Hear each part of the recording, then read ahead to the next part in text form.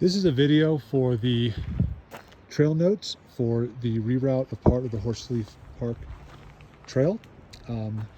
It is 550 feet long.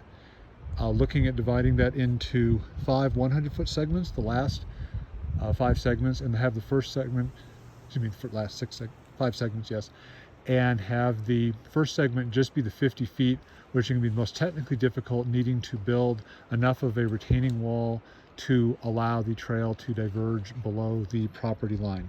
So that was going to start at about this point here, a couple of reddish rocks, and basically work through here. All the trees that are flagged are ones the Forest Service or Connor are going to take out. Running through here, this is where the wall is going to end up needing to be, kind of anchored on that big rock that you see sticking up right about there. Probably move this rock out there and use that, and move some of the other rocks to make that work possibly. Pardon the likely slipping here as we work down. That's why we need to build a good tread here. The pin flags mark the critical edge in all cases, and I also marked the trail segments on the critical edge also. No, that's not completely standard, so I just want to emphasize that. The trail then will, looking back up at where this wall is going to be, basically using some of these rocks and filling in and putting tread behind. I would not be surprised if that takes the entire day. Across the trail, lots and lots and lots and lots of rocks that are possibly usable for this. I don't think there's any shortage of construction materials on this. At this point, the trail is going to drop below the trail. These rocks at my feet here are going to need to be moved. And just for separation, if nothing else, the crew that is working the wall and the filling in behind it would then continue building the tread down here below these rocks, above that tree, and working down to the 50-foot marker here.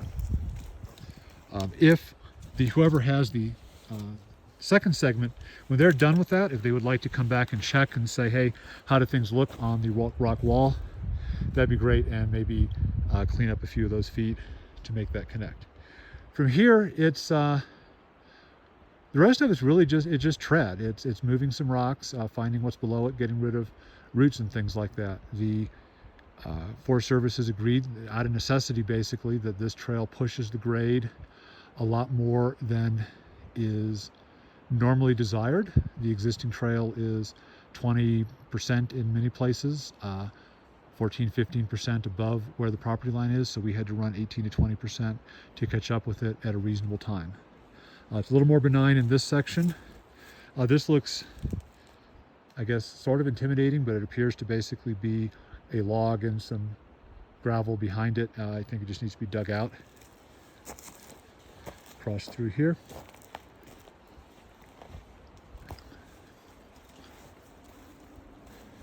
And just work through moving rocks where necessary. The pin flags, again, are at the critical edge. I trust all of you as crew leaders to have a decent idea of what makes sense, moving things a little bit up and down. Through here, a lot of these are loose rocks, so I imagine you're kind of going up here, but really probably most of this stuff will just get dug out through here.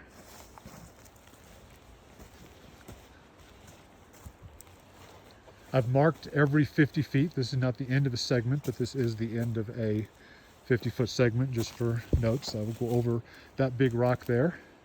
And you can see already, as we've been treading back and forth, Mike and I, that this is already starting to create sort of a fake tread as we go through here.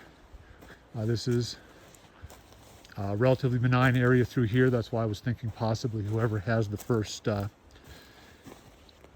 segment that runs from the 50-foot to the 1.5, that they might be able to come back and pick up the area right below the wall. So get down to here, the end of this segment also happens to be right at this double flag. A double flag marks basically the critical point on this. This is below where the property owner has marked out his property line. Forest Service asked that we drop down to about here, actually about to here, but we decided to be a lot better basically on a line if we moved it even further away to make sure that we're clearing the property. From here, we start climbing up. and definitely climbing. And this will hurt everybody who knows what we're trying to run. So make sure you have a good outslope. Where you can, use rocks in the trail to create sort of water bars, sort of a little mini grade reversal, and work with that. There's a relatively clear area going through here, so this should be another segment that's fairly easy to build. The second segment, a good part of it, this is 50 feet and up there, and very, very few obstacles in the way. But just we try to lay out the pin flags so that they allow for a little bit of steeper and at least less steep rock here, just above the halfway point of this particular segment that we would stay above, and keep on climbing. Keep on climbing, keep that outslope going. Move these rocks, lay rocks if it makes sense to do so. We don't know for sure what we're getting into. And this here, this rock looks very loose. It probably will roll away when they take the trees out.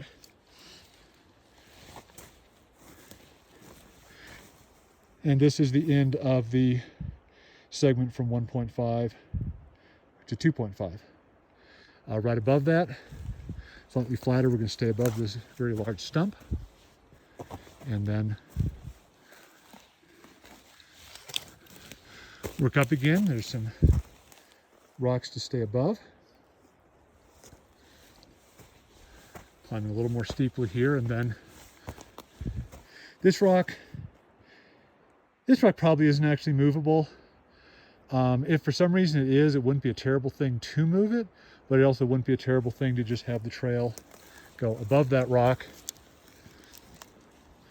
and then drop momentarily below this rock. And then again, we have lots and lots of loose trail here as we head up to the 3-point here.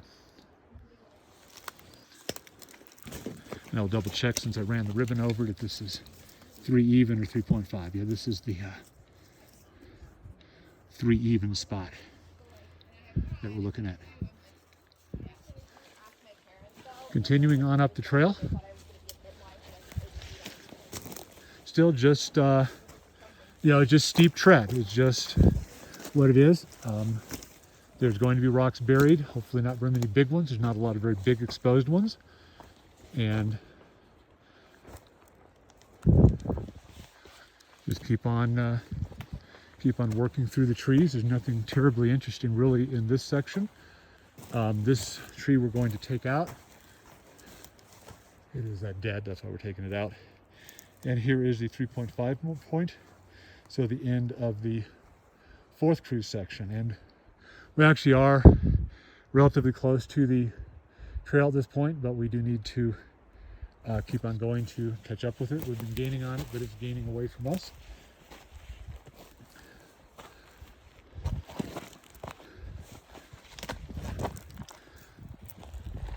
And this area is loose rocks. Don't know for sure what's buried. It'll be a scavenger hunt for the people leading this particular crew. This being the last of the initial cruise. Comes out through this nice grassy area here. And there's the midpoint of the 5th section, the 400-foot marker. We then come in above this tree, above this rock here. That rock is, frankly, I could roll it all the way right now if I wanted to. Keeps on going. And we've been climbing, and we're still not really catching up with the road yet, which is why we decided not to do that. As we come through here, we would be dropping down actually. Pile of rocks here, rock here that looks movable, and this then gets us to the end of the 5th section at this 4.5 point. And that will leave us with one section, which, hey, hopefully we can manage to even get that done on the first day. Just depends upon how all of it goes and how loose these rocks turn out to be in actuality. As we're doing this, of course, don't just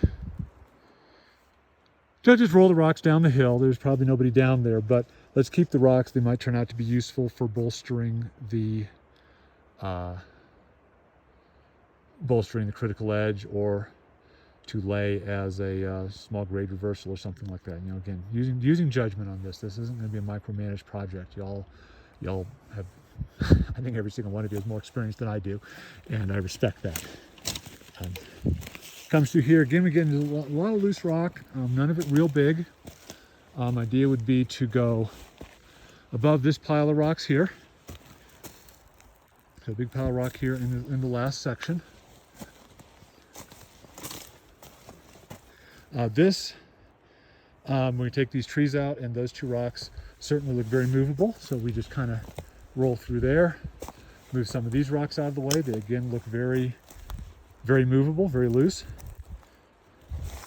And we come here to the midpoint of this sixth and final section, the section that's going to be unassigned initially. One more pile of rubble basically to move out, get rid of this pile of rocks. And between Mike and I, we have slipped on that rock every single time we've come up here. So that's movable. And we just kind of ease into the trail fairly gently.